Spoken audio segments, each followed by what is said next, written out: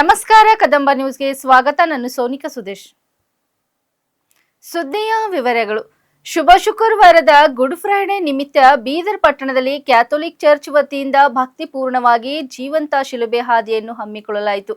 ಈ ಸಂದರ್ಭದಲ್ಲಿ ಯೇಸು ಕ್ರಿಸ್ತನು ಅನುಭವಿಸಿದ ನೋವು ಯಾತನೆಗಳನ್ನು ಸ್ಮರಿಸುವಂತೆ ಭಕ್ತರು ಶಿಲುಬೆ ಹಾದಿಯ ವಿವಿಧ ಹಂತಗಳನ್ನು ನಾಟಕೀಯ ರೂಪದಲ್ಲಿ ಪ್ರದರ್ಶಿಸಿದರು. ನಗರದ ಪ್ರಮುಖ ಬೀದಿಗಳಲ್ಲಿ ನಡೆದ ಈ ಮೆರವಣಿಗೆಯಲ್ಲಿ ನೂರಾರು ಕ್ರೈಸ್ತ ಭಕ್ತರು ಭಾಗವಹಿಸಿ ಪ್ರಾರ್ಥನೆ ಸಲ್ಲಿಸಿದರು.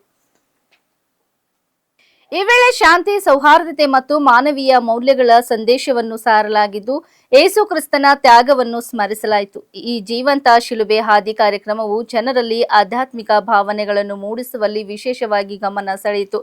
ಚರ್ಚ್ನ ಪಾಸ್ಟರ್ಸ್ಗಳು ಹಾಗೂ ಸಂಘಟಕರು ಯಶಸ್ವಿಯಾಗಿ ಈ ಶಿಲುಬೆ ಹಾದಿಯನ್ನು ನಡೆಸಿದ್ದು ಕ್ರೈಸ್ತ ಬಾಂಧವರು ಶಿಸ್ತಿನಿಂದ ಭಾಗವಹಿಸಿದರು.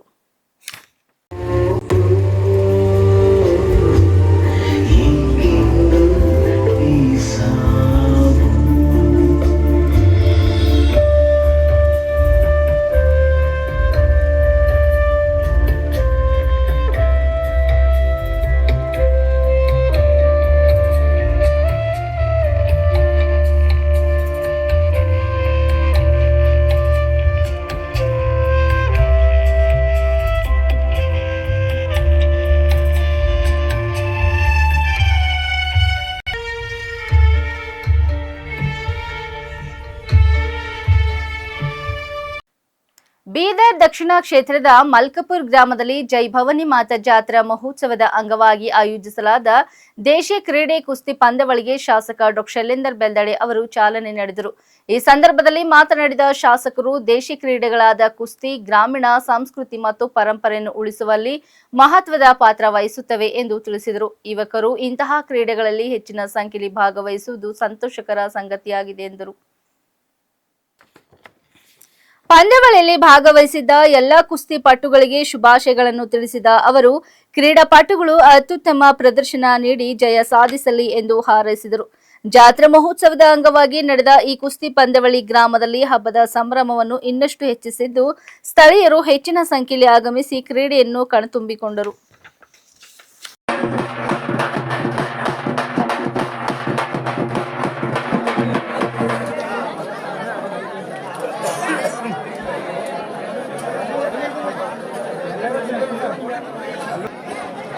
थोड़ा हिंदी सर भवानी माता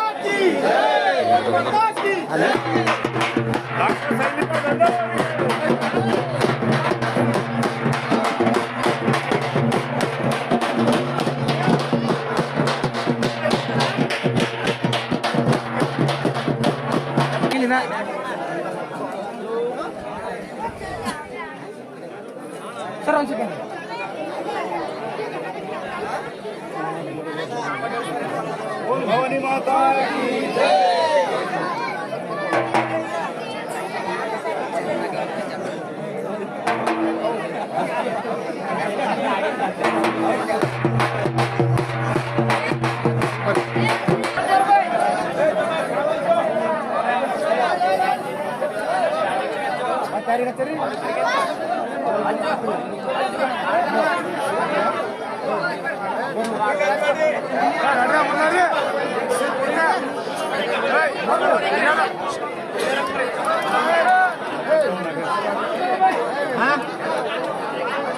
ನೋಡ್ರಿ ಹೆಂಗ್ ಮಾಡಕ್ ಬಂದ್ರಿ ಅಲ್ಲಿ ನೋಡ್ರಿ ಪೈಲ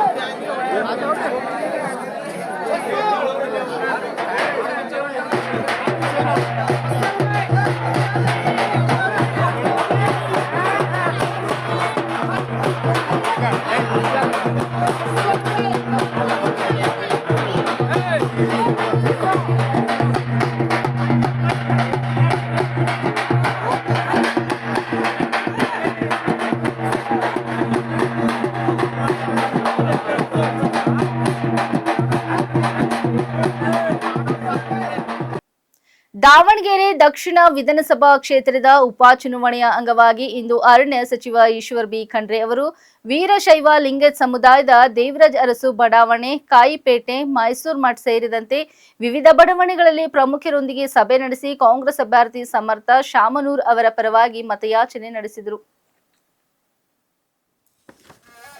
ಸಭೆಗಳಲ್ಲಿ ಮಾತನಾಡಿದ ಖಂಡ್ರೆ ಅವರು ಈ ಉಪಚುನಾವಣೆಯನ್ನು ಯಾರೂ ಬಯಸಿರಲಿಲ್ಲ. ನಮ್ಮೆಲ್ಲರ ಪ್ರೀತಿಯ ನಾಯಕರು ಹಿರಿಯರಾದ ಶಾಮನೂರು ಶಿವಶಂಕರಪ್ಪ ಅವರ ನಿಧನದಿಂದ ತೆರವಾದ ಸ್ಥಾನಕ್ಕೆ ಈ ಚುನಾವಣೆ ನಡೆಯುತ್ತಿದೆ. ಅವರ ಆದರ್ಶಗಳು ಮತ್ತು ಜನಪರ ಸೇವೆಯನ್ನು ಮುಂದುವರಿಸುವ ಜವಾಬ್ದಾರಿ ನಮ್ಮೆಲ್ಲರ ಮೇಲೂ ಇದೆ ಎಂದು ಹೇಳಿದರು. ಇದೇ ವೇಳೆ ಕಾಂಗ್ರೆಸ್ ಅಭ್ಯರ್ಥಿ ಸಮರ್ ಶಾಮನೂರ್ ಅವರಿಗೆ ಮತ ಚಲಾಯಿಸುವಂತೆ ಮನವಿ ಮಾಡಿದ ಅವರು ಕ್ಷೇತ್ರದ ಅಭಿವೃದ್ಧಿ ಹಾಗೂ ಜನಪರ ಆಡಳಿತ ಮುಂದುವರಿಸಲು ಕಾಂಗ್ರೆಸ್ ಪಕ್ಷಕ್ಕೆ ಬೆಂಬಲ ನೀಡುವ ಅಗತ್ಯವಿದೆ ಎಂದು ತಿಳಿಸಿದರು.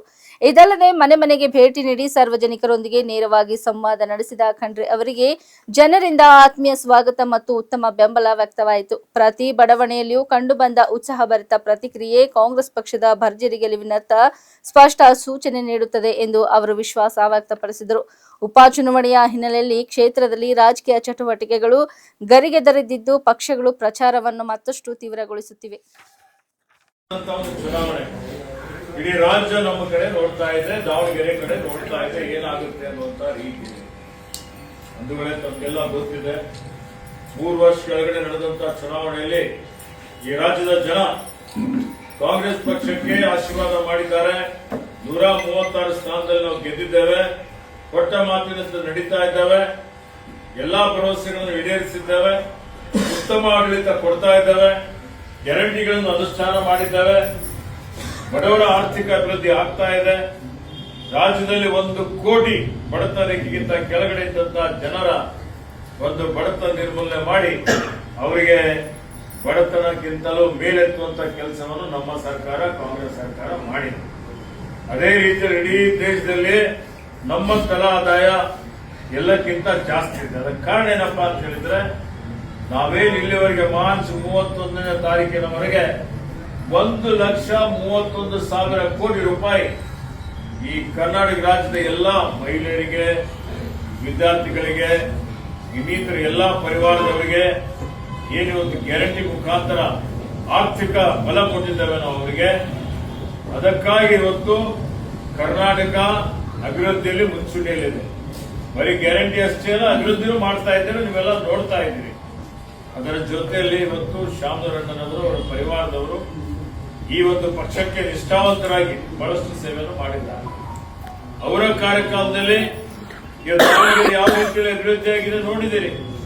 ಹಿಂದೆ ದೇಶದ ಮ್ಯಾಂಚೆಸ್ಟರ್ ಅಂತ ಹೇಳಿ ಖ್ಯಾತಿ ಪಡೆದಂತ ದಾವಣಗೆರೆ ಕೈಗಾರಿಕೆಗಳು ಬಂದಾಗಿದ್ದಂತಹ ಸಂದರ್ಭದಲ್ಲಿ ಅನೇಕ ವಿದ್ಯಾಸಂಸ್ಥೆಗಳನ್ನು ಪ್ರಾರಂಭ ಮಾಡಿ ಇಲ್ಲಿ ಮಹಿಳೆಯರಿಗೆ ಪ್ರತ್ಯೇಕ ವಿದ್ಯಾಲಯ ಮಾಡಿ ಇವತ್ತು ಅನೇಕ ಜನ ಯುವಕರಿಗೆ ಇವತ್ತಿನ ದಿವಸ ಉತ್ತಮವಾದಂತಹ ಗುಣಮಟ್ಟದ ವೈದ್ಯಕೀಯ ಶಿಕ್ಷಣ ಕೊಟ್ಟಿದ್ದಾರೆ.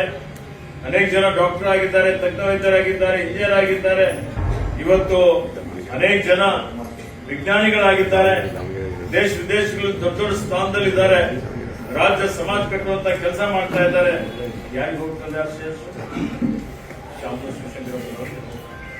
ಅದೇ ರೀತಿಯಲ್ಲಿ ನೀರಾವರಿ ಯೋಜನೆಗಳು ಮಾಡಿದ್ದಾರೆ. ಈಗ ಕೃಷಿ ಉತ್ಪನ್ನಗಳ, ಕೃಷಿ ಆಧಾರಿತ ಕೈಗಾರಿಕೆಗಳು ಮಾಡಿ ಇವತ್ತು ಶುಗರ್ ಫ್ಯಾಕ್ಟರಿ ಇರ್ಬೋದು, ಡಿಸ್ಟಿಲರಿಗಳಿರ್ಬೋದು, ಇದರ ಮುಖಾಂತರ ಸಾವಿರಾರು ಜನರಿಗೆ ಉದ್ಯೋಗ ಕೊಡುವಂತ ಕೆಲಸವನ್ನು ಮಾಡಿದ್ದಾರೆ. ಆರೋಗ್ಯ ಕ್ಷೇತ್ರದಲ್ಲಿ ಅನೇಕ ಆಸ್ಪತ್ರೆಗಳನ್ನು ಪ್ರಾರಂಭ ಮಾಡಿದ್ದಾರೆ. ಹಾಗೆ ಶ್ರೀಮಂತರಾಗಿದ್ರು, ಬಡವರ ಬಗ್ಗೆ ಹೆಚ್ಚಿನ ಕಳಕಳಿ ಇಟ್ಕೊಂಡಂತವರು.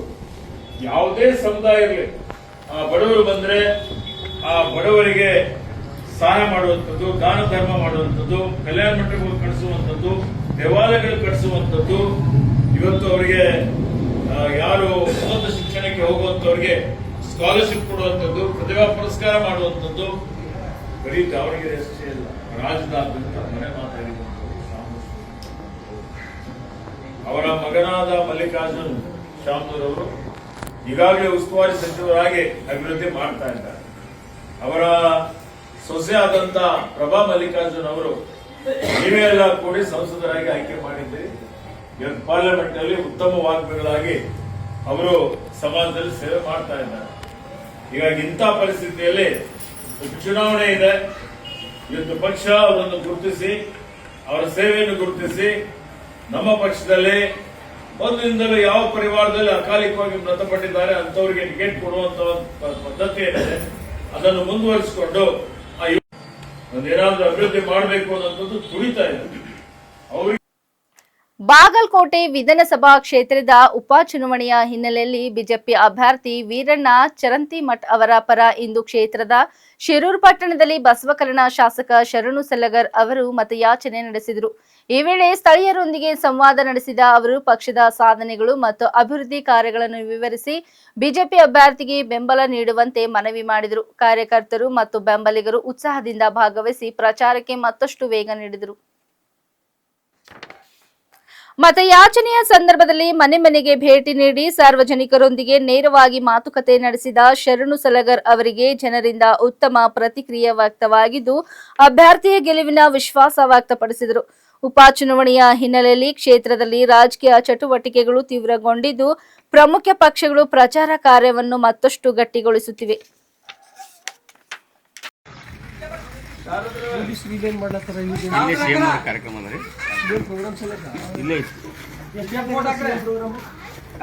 ಬಿಜೆಪಿ ಚರಂತಿ ಎರಡು ನಂಬರ್ ಐತಿ ಇಲ್ಲ ಸಾಹೇಬ್ರ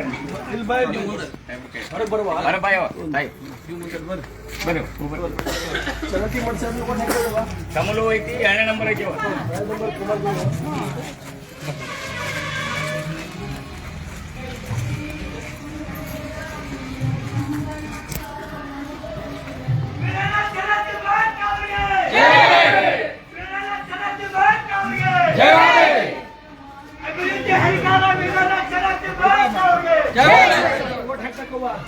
कमलों का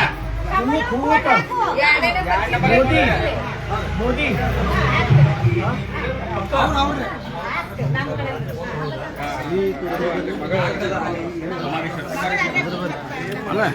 ದೇವರಂತ ಮನುಷ್ಯ ವೀರಣ್ಣ ಚರಂತಿಮಠ್ ದೇವರಂತ ಮನುಷ್ಯ 10 ಸಾವಿರ ಮಂದಿ ನೌಕರಿ ಕೊಟ್ಟಾನ. ಅಲ್ಲ ಈ ಸರ್ಕಾರ ನೌಕರಿ ತೋರಕ್ಕಾಗಲ್ಲ. ಸರಿ ಅವ ಸರಿ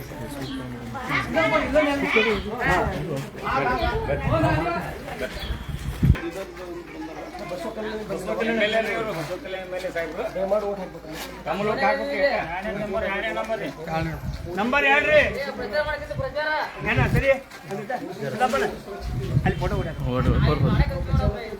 ಸರಿ ಅಲ್ಲಿ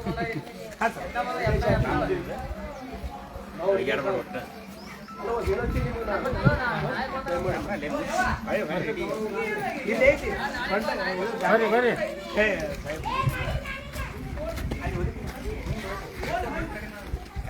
ಪ್ರಚಾರ ಮಾಡೋದವ್ರಿಗೆ ಆಟ ಇಲ್ಲಿ ಪ್ರಚಾರ ಮಾಡೋದವ್ರಿಗೆ ಆಟ ಯಾರು ಯಾರು ನಾಳೆ ಬಾ ನಾಳೆಗೆ ಯಾರು ರಾಜ್ಯದಲ್ಲಿ ಸೈಬರ್ ಅಪರಾಧ ಸೇರಿ ವಿವಿಧ ರೀತಿಯ ಅಪರಾಧಗಳ ಪ್ರಮಾಣ ರಾಷ್ಟ್ರೀಯ ಸರಾಸರಿಗಿಂತ ಹೆಚ್ಚಿರುವುದು ಆತಂಕಕಾರಿ ಸಂಗತಿ ಎಂದು ಮುಖ್ಯಮಂತ್ರಿ ಸಿದ್ದರಾಮಯ್ಯ ಅವರು ಕಳವಳ ವ್ಯಕ್ತಪಡಿಸಿದ್ದು, ಇಂತಹ ಅಪರಾಧಗಳನ್ನು ಕಟ್ಟುನಿಟ್ಟಾಗಿ ನಿಯಂತ್ರಿಸಲು ಪೊಲೀಸ್ ಇಲಾಖೆ ಕ್ರಮ ಕೈಗೊಳ್ಳಬೇಕು ಎಂದು ಸೂಚನೆ ನೀಡಿದರು. ಪೊಲೀಸ್ ಧ್ವಜ ದಿನಾಚರಣೆ ಅಂಗವಾಗಿ ಮಾತನಾಡಿದ ಅವರು, ಯಾವುದೇ ಪೊಲೀಸ್ ಠಾಣೆಯ ವ್ಯಾಪ್ತಿಯಲ್ಲಿ ನಡೆಯುವ ಅಪರಾಧ ಅಥವಾ ಅಕ್ರಮ ಚಟುವಟಿಕೆಗಳು ಸಂಬಂಧಿತ ಅಧಿಕಾರಿಗಳ ಗಮನಕ್ಕೆ ಬರದೆ ನಡೆಯಲು ಸಾಧ್ಯವಿಲ್ಲ. ಆರೋಪಿಗಳಿಗೆ ನೆರವು ನೀಡುವ ಪೊಲೀಸರ ವಿರುದ್ಧ ಕಠಿಣ ಕ್ರಮ ತೆಗೆದುಕೊಳ್ಳಲಾಗುವುದು ಎಂದು ಎಚ್ಚರಿಕೆ ನೀಡಿದರು. ಪೊಲೀಸರು 24 ಗಂಟೆಯೂ ಕರ್ತವ್ಯ ನಿಷ್ಠೆಯಿಂದ ಕೆಲಸ ಮಾಡುತ್ತಿರುವುದರಿಂದ ಸಮಾಜದಲ್ಲಿ ಶಾಂತಿ ಮತ್ತು ಸೌಹಾರ್ದತೆಯ ವಾತಾವರಣ ಇದೆ. ಮಹಿಳೆಯರು, ಮಕ್ಕಳು ಹಾಗೂ ದುರ್ಬಲ ವರ್ಗಗಳ ರಕ್ಷಣೆಗೆ ನಮ್ಮ ಸರ್ಕಾರ ಆದ್ಯತೆ ನೀಡುತ್ತಿದೆ. ಪೊಲೀಸ್ ಇಲಾಖೆಯು ಇದೇ ದಿಕ್ಕಿನಲ್ಲಿ ಕೆಲಸ ಮಾಡಬೇಕು ಎಂದು ಹೇಳಿದರು. ರಾಜ್ಯದಲ್ಲಿ ಅಪರಾಧಗಳ ನಿಯಂತ್ರಣ ಹಾಗೂ ಶಿಕ್ಷೆ ನೀಡುವ ವಿಷಯದಲ್ಲಿ ಕರ್ನಾಟಕ ಮುಂದಿದೆ. ಈ ಸಾಧನೆಗಾಗಿ ಪೊಲೀಸ್ ಇಲಾಖೆಯನ್ನು ಅಭಿನಂದಿಸಿದರು.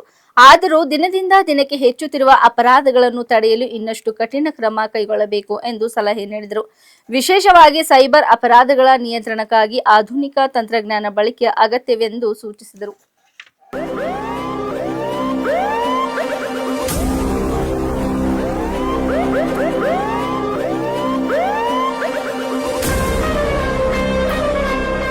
ಪೊಲೀಸ್ ಧ್ವಜ ದಿನಾಚರಣೆ 2026 ಅದರ ಜೊತೆಯಲ್ಲೇ ಮುಖ್ಯಮಂತ್ರಿಗಳ ಪದಕ ಪ್ರಧಾನ ಸಮಾರಂಭದಲ್ಲಿ ಅತ್ಯಂತ ಸಂತೋಷದಿಂದ ಭಾಗಿಯಾಗಿದ್ದೇನೆ ಅಂತ ಹೇಳಲಿಕ್ಕೆ ಬಹಳ ಸಂತೋಷ ಆಗ್ತಾ ಇದೆ.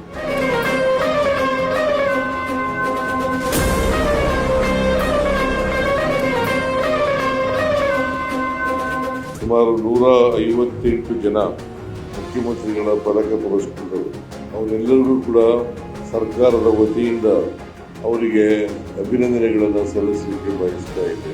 ಅವರ ಕುಟುಂಬ ವರ್ಗದವರಿಗೂ ಕೂಡ ಶುಭಾಶಯಗಳನ್ನು ಹೇಳಲಿಕ್ಕೆ ಬಯಸ್ತಾ ಇದೆ.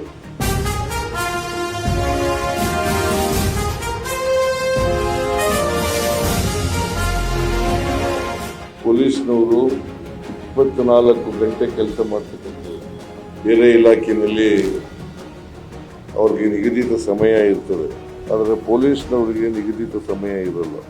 ಅವರು 24 ಗಂಟೆ ಕೆಲಸ ಮಾಡೋದ್ರ ಜೊತೆಗೆ ಹಬ್ಬ ಹರಿದಿನಗಳಲ್ಲೂ ಕೂಡ ಕೆಲಸ ಮಾಡೋದು. ಯಾಕೆಂತಂದರೆ ಸಮಾಜದಲ್ಲಿ ನೆಮ್ಮದಿ, ಶಾಂತಿ, ಸೌಹಾರ್ದತೆಯನ್ನು ಕಾಪಾಡ್ತಕ್ಕಂಥದ್ದು ಅತ್ಯಂತ ಅವಶ್ಯ. ಇದು ಪೊಲೀಸ್ ಇಲಾಖೆಯ ಜವಾಬ್ದಾರಿ ಅಂತಕ್ಕಂಥ ಮಾತುಗಳನ್ನು ಈ ಸಂದರ್ಭದಲ್ಲಿ ಹೇಳಲಿಕ್ಕೆ ಬಯಸ್ತಾ ಇದ್ದೀನಿ.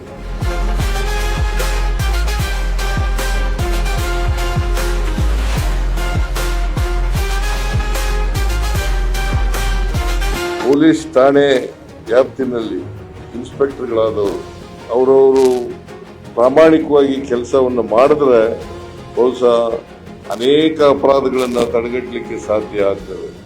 ಜೊತೆಗೆ ಈ ತಂತ್ರಜ್ಞಾನ ಬಹಳಷ್ಟು ಬೆಳೆದಿದೆ. ಈಗ ಈ ತಂತ್ರಜ್ಞಾನವನ್ನು ಬಳಸಿಕೊಂಡು ಅಪರಾಧಗಳನ್ನು ಕಡಿಮೆ ಮಾಡ್ತಕ್ಕಂಥ ಪ್ರಯತ್ನವನ್ನು ಮಾಡಬೇಕು.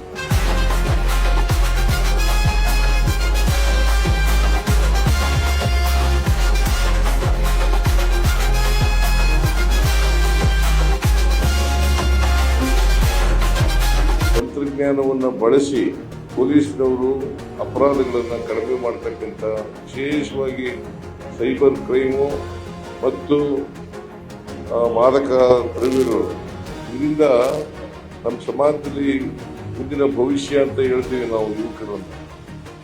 ಮುಂದಿನ ಭವಿಷ್ಯ ನಿರ್ಮಾಣ ಮಾಡ್ತಕ್ಕಂಥವ್ರು ಅವರ ಜೀವನವನ್ನು ಹಾಳು ಮಾಡ್ಕೊಳ್ತಕ್ಕಂಥ ಕೆಲಸವನ್ನು ಮಾಡ್ತಾ ಇದ್ದಾರೆ. ಅದನ್ನು ತಪ್ಪಿಸ್ತಕ್ಕಂಥದ್ದು ಅತ್ಯಂತ ಅವಶ್ಯ ಅಂತಕ್ಕಂಥ ಮಾತುಗಳನ್ನು ಹೇಳಲಿಕ್ಕೆ ಬಯಸ್ತಾ ಇದ್ದೀನಿ. ಈಗಾಗಲೇ 2 ಸ್ಪೆಷಲ್ ಪಡೆಯನ್ನು, ಸ್ಪೆಷಲ್ ಆಕ್ಷನ್ ಫೋರ್ಸ್ 2 ಮಾಡಿದ್ದೀವಿ. ವಿಶೇಷವಾಗಿ ಇದನ್ನ ಮಾಡ್ತಕ್ಕಂಥದ್ದು ಯಾಕಪ್ಪ ಅಂತಂದ್ರೆ ಈ ಸೈಬರ್ ಕ್ರೈಮ್ಗಳು ಕಡಿಮೆ ಆಗಬೇಕು, ನಿಲ್ಲಬೇಕು. ಅದರ ಜೊತೆಗೆ ಮಾದಕ ದ್ರವ್ಯ ಮುಕ್ತ ರಾಜ್ಯ ಆಗಬೇಕು ಅಂತಕ್ಕಂಥ ಪ್ರಯತ್ನವನ್ನ ಮಾಡ್ತಕ್ಕಂಥದ್ದು ಪೊಲೀಸ್ನವರು ಅತ್ಯಂತ ಅವಶ್ಯ. ಇಲ್ಲಿವರೆಗೆ ಸುದ್ದಿ ಕೊಟ್ಟಿದ್ದು ನಾನು ಸೋನಿಕಾ ಸುದೇಶ್. ಮುಂದಿನ ಸುದ್ದಿಯೊಂದಿಗೆ ಮತ್ತೆ ಭೇಟಿ ಹೋಗೋಣ. ವಂದನೆಗಳು.